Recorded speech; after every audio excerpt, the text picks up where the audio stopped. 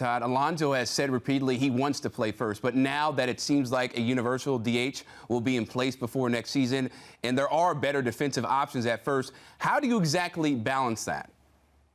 Look, I think because of the fact that he wants to play first base, and I think he's more than serviceable at first base. I think he's become a decent first baseman, and I think, Reck, to your point, he works so hard and he wants to be out there every day and he plays every game like it's his last. I think he can get fatigued over the course of the season. So I think if there's a DH, I think it's a good opportunity to spell Pete at first base, get his legs, that ability to stay a little bit more fresh over the grind of the season. But he wants to be out there 150 times. And I think he's more into the game when he's at first base. And I can identify with this 100% when I'd go to the American League and have an opportunity or in an interleague and I'd get taken out of my position in DH. I wasn't very good. I wasn't very good at staying in those at bats when I was the DH. And I think Pete feels similarly with that same mindset. He wants to be in the field and in on every game. And I think he also prides himself on being a player that can play both sides of the ball. I know he wants to play well at first base and defensively, but he's an offensive guy, and this guy can hit home runs. I want to see him hit home runs. That's what he does so well. You saw that big number in 2019.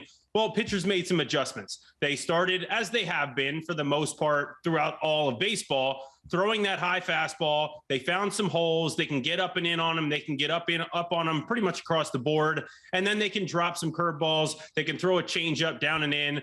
Pretty much, the type of stuff that most pitchers try to do to most hitters. They just have been able to find the holes a little bit more frequently. They don't try to go out over the plate to Pete. They know that's a bad zone. They don't try to come in with sinkers. They try to ride it up and in now and then throw the soft stuff down and away.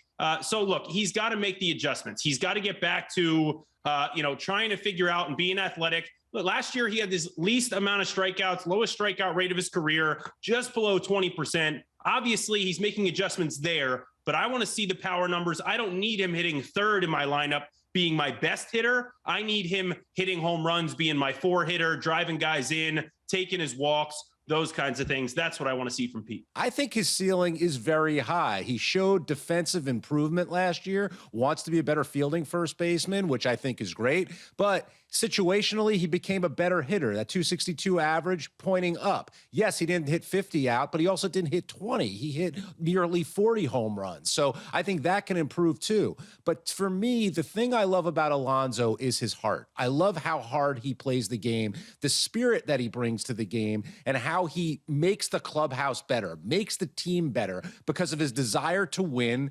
And he's very upfront about his own play. If he's terrible one night, he's going to tell you. If he's great one night, he's going to tell you. And I think that attitude will help him improve. He's only been in the league 3 years, guys. I mean, he needs time to mature.